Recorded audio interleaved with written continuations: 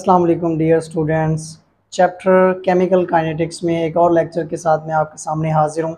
आज का हमारा लेक्चर है एक्टिवेशन एनर्जी क्या होती है, कुलेयन थ्योरी क्या है और ट्रांजिशन स्टेट या एक्टिवेटेड कम्प्लेक्स क्या चीज़ होती है, इसके बारे में हमने डिटेल से इसको पढ़ना है। तो चलिए स्टार्ट करते हैं एक्टिवेशन एनर्जी को।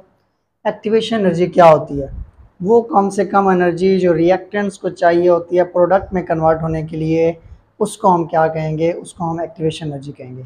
The minimum amount of energy required for reactant to convert them into product is known as activation energy. दोबारा से सुन लें, वो कम से कम एनर्जी जो रिएक्टेंट्स को चाहिए होती है, रिक्वायर होती है प्रोडक्ट में कन्वर्ट होने के लिए, ऐसी एनर्जी को हम क्या कहेंगे? Activation energy. एक्टिवेशन एनर्जी को मैं डिफाइन करूं तो मैं इस तरीके से कर सकता हूं, the minimum amount of energy required to converted reactant into product is known as activation energy. और इसको हम डिनोट करते हैं ई ए के साथ। इसको हम किस चीज़ से डिनोट करते हैं? ई ए।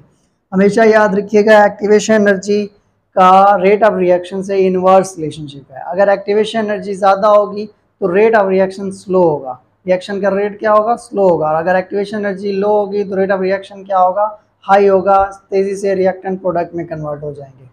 तो हमने प्रीवियस लेक्चर में पढ़ा था कि कैटलिस्ट क्या करते हैं? रिएक्शन को स्पीड अप करते हैं और एक्टिवेशन एनर्जी को डिक्रीज कर देते हैं। एक्टिवेशन एनर्जी को जैसे डिक्रीज करेंगे हमारा रेट ऑफ रिएक्शन क्या हो जाएगा? इंक्रीज हो जाएगा। तो याद रखिएगा एक्टिवेशन एनर्जी इनवर्सली प्रोपोर्शनल है किसके? रेट ऑफ रिएक्शन के। तो चलिए इसको स्टार्ट करते हैं एग्जाम्पल के साथ। अगर मैं एग्जाम्पल दूं, हमारे पास A2 है प्लस B2 है। ये हमारे पास क्या है? ये हमारे पास है रिएक्टेंट।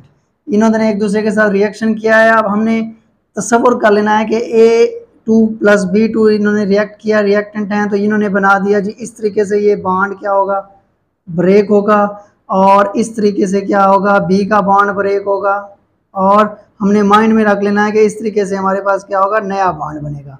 तो हम कहते होते हैं केमिकल रिएक्शन को breaking of old bond and formation of new bond is known as chemical reaction.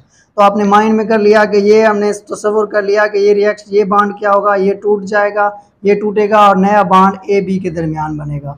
इस स्टेट को हम कहते हैं एक्टिवेटेड कम्प्लेक्स या ट्रांजिशन स्टेट। इसको हम क्या कहते हैं? एक्टिवेटेड कम्प्लेक्स या ट्रांजिशन स्टेट। उसके बाद इसमें किसने कन्वर्ट होना है? इसने कन्वर्ट हो जाना है 2AB में। किसमें? 2AB में। या इसको मैं ऐसे लिखूं तो ये हमारे पास हो जाएगा AB plus AB, AB plus AB। और ये क्या हो गई? हमारे पास प्रोडक्ट हो गई है। अब रिएक्टेंट ने प्रोडक्ट में कन्वर्ट होने से पहले एक बीच में स्टेट आती है जिसको हम ट्रांजिशन स्टेट कहते हैं, एक्टिवेटेड कम्प्लेक्स कहते हैं। उसके बाद फिर किस में कन्वर्ट हो जाती है? ये प्रोडक्ट में चेंज हो जाती है। तो वो कम से कम एनर्जी जो रिएक्टेंट्स को चाहिए होती है प्रोडक्ट में कन्वर्ट होने के लिए, रिएक्टेंट्स को चाहिए होती है प्रोडक्ट में कन्वर्ट होने के लिए, उसको हम क्या कहेंगे? उसको हम कहेंगे एक्टिवेशन एनर्जी। अब हमारे पास दो तरह के रिएक्शंस होते हैं, हो सकते हैं या होते हैं, या तो एक्सोथर्मिक रिएक्शन होंगे या तो एंडोथर्मिक रिएक्शन होंगे। अब एक्सोथर्मिक रिएक्शन कौन से रिएक्शन होते हैं? ऐसे रिएक्शन जिसमें हीट रिलीज हो, ऐसे रिएक्शन को हम क्या कहते हैं? Exothermic reaction. और ऐसे रिएक्शन जिसमें हमें एनर्जी प्रोवाइड करनी पड़े, एनर्जी देनी पड़े खुद से, ऐसे रिएक्शन को हम क्या कहेंगे? जिसमें एनर्जी एब्जॉर्ब हो, ऐसे रिएक्शन को हम कहते हैं एंडोथर्मिक रिएक्शन। तो हम ग्राफ से देख लेते हैं कि एंडोथर्मिक रिएक्शन में एक्टिवेशन एनर्जी का क्या किरदार है और एक्सोथर्मिक रिएक्शन में एक्टिवेशन एनर्जी का क्या अमल दखल है।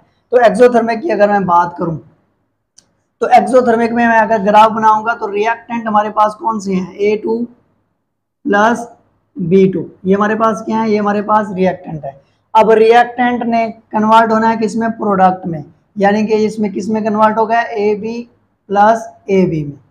अब यहाँ पे अगर आप गौर करें तो वो कम से कम एनर्जी जो रिएक्टेंट को रिक्वायर होती है प्रोडक्ट में कन्वर्ट होने के लिए, उसको हम एक्टिवेशन एनर्जी कहते हैं। अब यहाँ पे यहाँ से लेकर यहाँ तक, अब ये वाली जो बीच वाली स्टेट है इसको हम कहते हैं एक्टिवेटेड कम्प्लेक्स या ट्रांजिशन स्टेट। रिएक्टेंट ने प्रोडक्ट में कन्वर्ट होने के लिए इस बैरियर को क्रॉस करना है, उसके पास इतनी एनर्जी उसके पास हो कि वो ये बैरियर क्रॉस करके, ये हिल क्रॉस करके प्रोडक्ट में कन्वर्ट हो। तो इस बीच में जो स्टेट आती है इसको हम कहते हैं ट्रांजिशन स्टेट या एक्टिवेटेड कम्प्लेक्स। अब अगर यहाँ पे मैं देखूँ तो एक्टिवेशन एनर्जी रिएक्टेंट की यहाँ से लेकर यहाँ तक है, जबकि प्रोडक्ट की मैं बात करूँ तो यहाँ से लेकर यहाँ तक है। तो रिएक्टेंट की एक्टिवेशन एनर्जी कम है और प्रोडक्ट की एक्टिवेशन एनर्जी क्या है? ज़्यादा है। तो हमने पढ़ा है कि जिसकी एक्टिवेशन एनर्जी कम हो उसका रेट ऑफ रिएक्शन क्या होता है? हाई होता है। तो रिएक्टेंट इजिली किस में कन्वर्ट हो जाएंगे? प्रोडक्ट में कन्वर्ट हो जाएंगे। जबकि अगर मैं बात करूँ प्रोडक्ट की तो प्रोडक्ट का रिएक्टेंट में कन्वर्ट होना बहुत मुश्किल है, इसको बहुत ज़्यादा एनर्जी हमें रिक्वायर है, बहुत ज़्यादा एनर्जी देनी पड़ेगी। प्रोडक्ट के लिए देखें एक्टिवेशन एनर्जी बहुत ज़्यादा है इसकी, यहाँ से लेकर यहाँ तक है, तो एक्टिवेशन एनर्जी ज़्यादा है तो रेट ऑफ रिएक्शन स्लो होगा और बहुत ही मुश्किल है कि प्रोडक्ट रिएक्टेंट में कन्वर्ट हो। तभी हम कहते होते हैं कि एक्सोथर्मिक रिएक्शन जो होते हैं वो क्या होते हैं, वो इरिवर्सिबल होते हैं। वो क्या होते हैं, इरिवर्सिबल होते हैं। रिएक्टेंट तो प्रोडक्ट में कन्वर्ट हो सकती है पर प्रोडक्ट रिएक्टेंट में कन्वर्ट नहीं हो सकते, बहुत ज़्यादा मुश्किल है। इस वजह से कि रिएक्टेंट को कम एनर्जी चाहिए इस बैरियर को क्रॉस करने के लिए, जबकि प्रोडक्ट की मैं बात करूं तो उसको बहुत ज़्यादा एनर्जी चाहिए प्रोडक्ट से रिएक्टेंट में कन्वर्ट होने के लिए। तो ये रिएक्शन ज़्यादातर क्या होते हैं, इरिवर्सिबल होते हैं, फॉरवर्डली मूव होते हैं, रिएक्टेंट प्रोडक्ट में चेंज हो जाते हैं बट प्रोडक्ट रिएक्टेंट में चेंज नहीं हो सकती। इस वजह से हम कहते हैं कि एक्सोथर्मिक रिएक्शन क्या होते हैं, इरिवर्सिबल होते हैं। अब मैं एंडोथर्मिक की बात करूं तो एंडोथर्मिक में हमें एनर्जी देनी पड़ेगी, तो इसमें रिएक्टेंट की एनर्जी कम होती है, प्रोडक्ट की एनर्जी क्या होती है, ज़्यादा होती है। जबकि एक्टिवेशन एनर्जी में बात करूं, प्रोडक्ट की एक्टिवेशन एनर्जी कम होती है और रिएक्टेंट की एक्टिवेशन एनर्जी ज़्यादा होती है। अब अगर आप यहाँ पे गौर करें तो हमने रिएक्टेंट को एनर्जी प्रोवाइड की, energy the in the form of sunlight, in the form of catalyst, कोई भी हमने एनर्जी इसमें एब्जॉर्ब करवाई। जैसे हमने एब्जॉर्ब करवाई,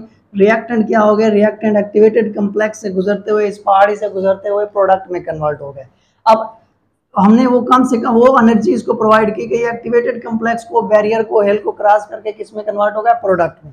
अब यहाँ पे अगर आप गौर करें तो प्रोडक्ट की एनर्जी जो है वो बहुत ज़्यादा है बट एक्टिवेशन एनर्जी इसकी कम है, तो प्रोडक्ट इजीली क्या हो सकते हैं, प्रोडक्ट भी दोबारा रिएक्टेंट में कन्वर्ट हो सकते हैं, प्रोडक्ट भी रिएक्टेंट में दोबारा कन्वर्ट हो सकते हैं, रिएक्टेंट प्रोडक्ट में और प्रोडक्ट रिएक्ट में, यानी कि फॉरवर्ड रिएक्शन भी हो सकता है और बैकवर्ड रिएक्शन भी हो सकता है। इस वजह से हम कहते हैं कि एंडोथर्मिक रिएक्शन जो होते हैं वो क्या होते हैं, मोस्टली रिवर्सिबल होते हैं। वो क्या होते हैं, मोस्टली रिवर्सिबल। इसमें रिएक्टेंट प्रोडक्ट में भी कन्वर्ट हो सकती है, प्रोडक्ट रिएक्टेंट में भी। क्यों, इसको तो मैं एनर्जी देकर इस बैरियर से करवा दूंगा, प्रोडक्ट में चेंज हो जाएगी, बट प्रोडक्ट की एक्टिवेशन एनर्जी बिल्कुल कम है और हमने पढ़ा है कि जिसकी एक्टिवेशन एनर्जी कम हो उसका रेट ऑफ रिएक्शन क्या होता है, हाई होता है, और ये इजीली प्रोडक्ट भी रिएक्टेंट में दोबारा कन्वर्ट हो सकते हैं, चेंज हो सकते हैं। इस वजह से हमारे पास जो एंडोथर्मिक रिएक्शन होते हैं वो क्या होते हैं, मोस्टली रिवर्सिबल होते हैं। वो क्या होते हैं, मोस्टली रिवर्सिबल होते हैं। उसके बाद हमारे पास यहाँ पे मैंने बात की है एक्टिवेटेड कम्प्लेक्स की, ट्रांजिशन स्टेट की, तो इसके कुछ नाम हैं। इसको हम एक्टिवेटेड कम्प्लेक्स भी कहते हैं, इसको हम ट्रांजिशन स्टेट भी कहते हैं। अगर मैं इसको डिफाइन करूं तो मैं कैसे करूंगा, तो मैं इसको डिफाइन करके देखता हूं। अब मैं इसको डिफाइन करूंगा तो मैं क्या कहूंगा, मैं कहूंगा अनस्टेबल मॉलिक्यूल वो इंटरमीडिएट ऑफ द रिएक्शन, वो अनस्टेबल सब्सटेंस जिसकी एनर्जी रिएक्टेंट और प्रोडक्ट दोनों से ज्यादा है, रिएक्टेंट और प्रोडक्ट दोनों से ज्यादा है, उससे उस अनस्टेबल सब्सटेंस को हम क्या कहेंगे, एक्टिवेटेड कम्प्लेक्स या transition state. Unstable substance having energy higher than, किसकी एनर्जी, अनस्टेबल सब्सटेंस जिसकी एनर्जी हायर है, किससे, higher than reactant and product is known as activated complex और ट्रांजिशन स्टेट। वो अनस्टेबल सब्सटेंस, वो इंटरमीडिएट ऑफ द रिएक्शन, वो threshold point, वो activated complex, वो ट्रांजिशन स्टेट जिसकी एनर्जी रिएक्टेंट और प्रोडक्ट दोनों से हाई है, रिएक्टेंट और प्रोडक्ट दोनों से हाई हो, उस अनस्टेबल सब्सटेंस को, इंटरमीडिएट ऑफ द रिएक्शन को हम क्या कहते हैं, एक्टिवेटेड कम्प्लेक्स या ट्रांजिशन स्टेट। अब यहाँ पे मैं एक और डेफिनेशन भी बना सकता हूँ एक्टिवेशन एनर्जी की। वो किस तरीके से, मैं कह सकता हूँ कि हमारे पास वो कम से कम एनर्जी रिक्वायर हो जो रिएक्टेंट जो है वो जिसमें क्या हो, एक्टिवेटेड कम्प्लेक्स बना लें, वो कम से कम एनर्जी रिक्वायर रिएक्टेंट को जो कि वो एक्टिवेटेड कम्प्लेक्स बना लें, उसको हम एक्टिवेशन एनर्जी कहते हैं। तो इस तरीके से भी आप डिफाइन कर सकते हैं और इस तरीके से भी आप इसको डिफाइन कर सकते हैं। उसके बाद हमारे पास है कुलैयन थ्योरी। अब कुलैयन थ्योरी क्या होती है, हमेशा याद रखिएगा, जितनी नंबर ऑफ कुलैयन हमारे पास बढ़ती जाएंगी उतनी रेट ऑफ रिएक्शन भी इंक्रीज होता जाएगा। हम नंबर ऑफ कुलैयन बढ़ाते जाएंगे, हमारे पास रिएक्टेंट है 20 ग्राम, हम जैसे जैसे उसकी अमाउंट बढ़ाते जाएंगे नंबर ऑफ कुलैयन, इफेक्टिव कुलैयन भी बढ़ती जाएगी, मॉलिक्यूलर कुलैयन बढ़ती जाएगी, तो रेट ऑफ रिएक्शन क्या हो जाएगा, इंक्रीज हो जाएगा। तो कुलैयन थ्योरी का पोस्टुलेट है, ये कहता है rate of reaction increases with the number of collision पर यूनिट टाइम, ये इसका क्या है, पोस्टुलेट है। क्या कहता है कि रेट ऑफ रिएक्शन इंक्रीज हो जाएगा जब नंबर ऑफ कुलैयन टाइम के साथ साथ क्या होती जाएगी, बढ़ती जाएगी। तो हम यहाँ से क्या हमने कंक्लूड किया कि हमारे पास जो रेट ऑफ रिएक्शन है, जो रेट ऑफ रिएक्शन है, इसका कुलेयन थ्योरी के साथ क्या रिलेशनशिप है, ये डायरेक्टली प्रोपोर्शनल है किसके, नंबर ऑफ मॉलिक्यूलर कुलेयन के, नंबर ऑफ मॉलिक्यूलर कुलेयन के। जैसे जैसे आप कुलेयन बढ़ाते जाएंगे वैसे वैसे रेट ऑफ रिएक्शन भी क्या होता जाएगा, इंक्रीज होता जाएगा। उसके बाद हमारे पास हैं टाइप्स। कुलेयन थ्योरी में हमारे पास जो कुलेयन दो तरह से हो सकती हैं कुलेयन, या तो इफेक्टिव कुलेयन हो सकती है या इनइफेक्टिव कुलेयन। इफेक्टिव कुलेयन क्या है, इनइफेक्टिव कुलेयन क्या है। अब यहाँ पे याद रखिएगा, इफेक्टिव कुलेयन को हम फ्रूटफुल कुलेयन भी कहते हैं। वो टाइप ऑफ कुलेयन जिसमें रिएक्टेंट्स क्या बना लें, एक्टिवेटेड कम्प्लेक्स बना लें, उसको हम कहते हैं इफेक्टिव कुलेयन। जब रिएक्टेंट एक दूसरे के साथ कोलाइड करें और वो एक्टिवेटेड कम्प्लेक्स बना लें, इस टाइप ऑफ कुलेयन को हम क्या कहते हैं, इफेक्टिव कुलेयन। और इनइफेक्टिव कुलेयन की मैं बात करूं तो रिएक्टेंट मॉलिक्यूल एक दूसरे के साथ कोलाइड तो करें बट वो एक्टिवेटेड कम्प्लेक्स तक, इस बैरियर तक ना पहुंच पाए, इस बैरियर को ना बना सकें, एक्टिवेटेड कम्प्लेक्स को ना बना सकें, ऐसे टाइप ऑफ कुलेयन को हम क्या कहते हैं, इनइफेक्टिव कुलेयन। तो मैं इसको डिफाइन करने लगा हूं। When reactant molecule collide with each other to form activated complex is known as effective कुलेयन or fruitful कुलेयन।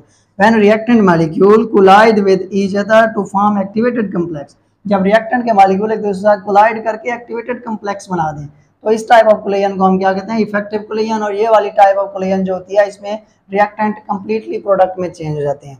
जबकि जब रिएक्टेंट मॉलिक्यूल एक दूसरे के साथ कोलाइड करें but do not form, when reactant molecule collide with each other but do not form activated complex is known as ineffective collision. जब reactant के molecule एक दूसरे के साथ कोलाइड तो करें बट वो एक्टिवेटेड कम्प्लेक्स ना बनाए, यहाँ तक पहुंचे या यहाँ तक पहुंचे, इस बैरियर को, इस हिल को, इस पहाड़ी को क्रॉस ना कर पाए, ऐसे टाइप ऑफ कुलेयन को हम क्या कहते हैं, इस टाइप ऑफ कुलेयन को हम कहते हैं इनइफेक्टिव कुलेयन। ठीक है। उसके बाद हमारे पास रिलेशनशिप आ जाता है एमसीक्यूज में कि रिलेशनशिप क्या है एक्टिवेशन एनर्जी का रेट ऑफ रिएक्शन से। तो रेट ऑफ रिएक्शन का एक्टिवेशन एनर्जी से इनवर्स रिलेशनशिप है। ये क्या है, इनवर्स रिलेशनशिप है रेट ऑफ रिएक्शन। जैसे जैसे एक्टिवेशन एनर्जी आप बढ़ाते जाएंगे रेट ऑफ रिएक्शन डिक्रीज होता जाएगा। जैसे जैसे एक्टिवेशन एनर्जी हमारे पास कम होती जाएगी वैसे वैसे रेट ऑफ रिएक्शन क्या होता जाएगा, बढ़ता जाएगा। तो यहाँ पे एमसीक्यूज बनते हैं कि if activation energy is high then rate of reaction will be slow, if activation energy is low then rate of reaction becomes high. और अगर एक्टिवेशन एनर्जी हमारे पास जीरो हो तो रेट ऑफ रिएक्शन का रेट रिएक्शन जो होगा वो स्पॉन्टेनियस फॉर्म में होगा।